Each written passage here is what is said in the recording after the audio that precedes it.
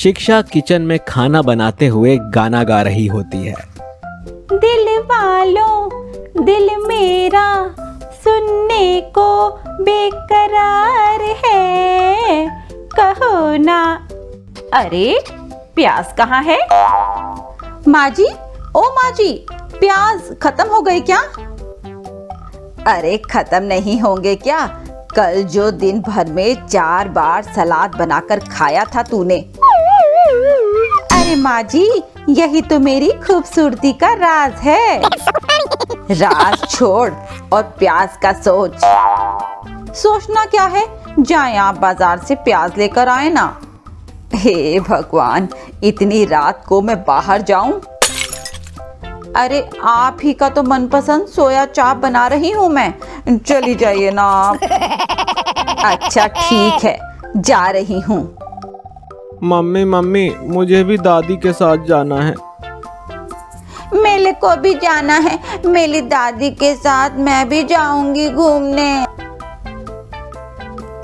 ओहो हटो, अब तुम लोगों को मैं साथ लेकर नहीं जा रही। अरे माँ जी, आप ही के पोता पोती हैं, जरा घुमा लाइए इन्हें भी। ओहो चलो अब तुम भी, मेरी सुनता कौन है इस घर में।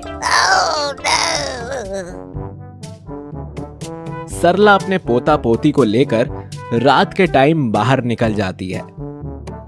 तुम दोनों 2 मिनट यहाँ खड़े हो जाओ, मैं अंदर से प्याज लेकर आती हूँ। सरला दुकान के अंदर चली जाती है प्याज लेने। छोटू और मुन्नी बाहर खड़े होते हैं।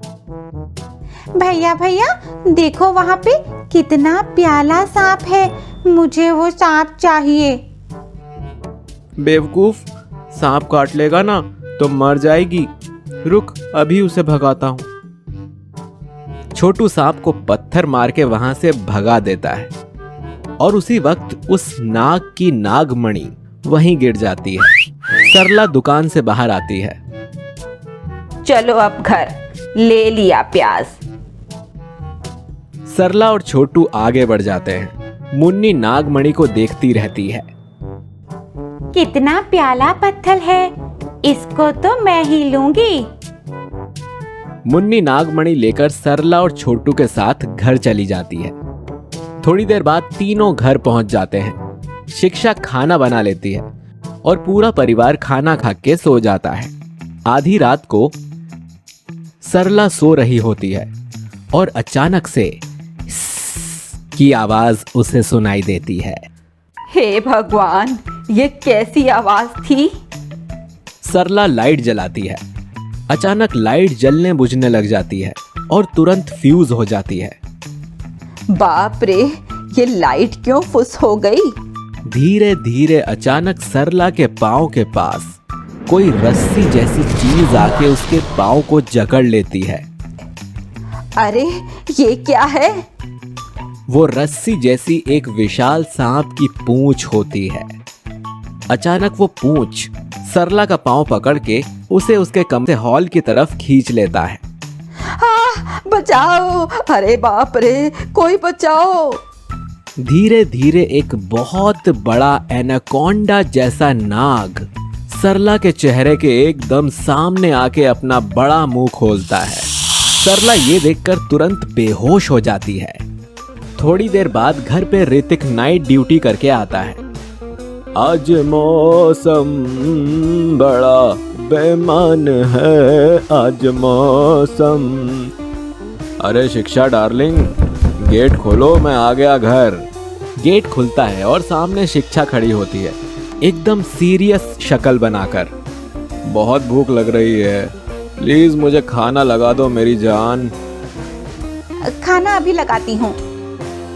अरे वाह, इतनी आसानी से मान गई।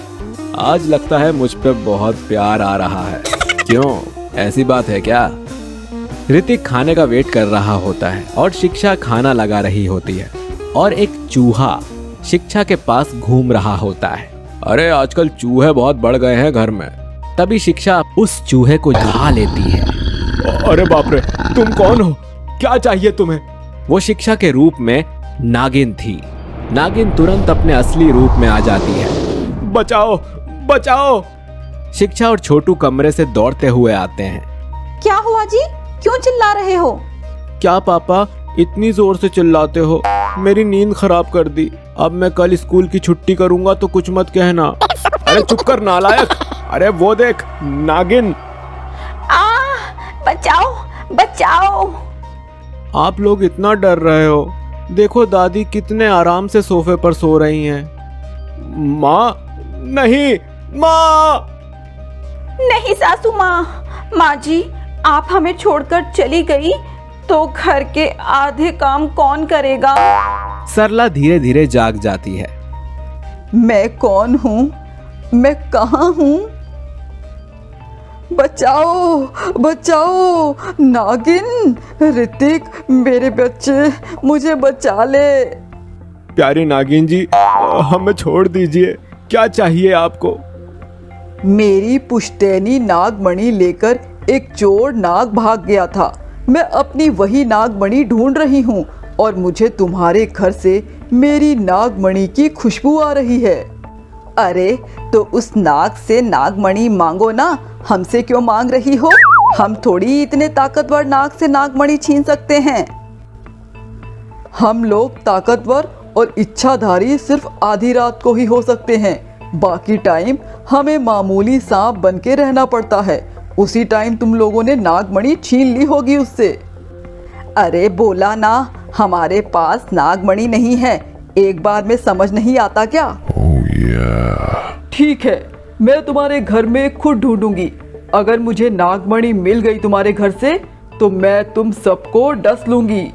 अरे जा जा, और अगर तुझे नागमणि नहीं मिली तो 1 हफ्ते तक हमारे घर का सारा काम करेगी तू। लगी शर्त? ठीक है, लग गई शर्त। नागिन घर में नागमणि ढूंढने जा रही होती है और तभी वहां मुन्नी हाथ में नागमणि लेकर आ जाती है। मम्मी मम्मी देखो, मेरे पास कितना सुंदर पत्थर है।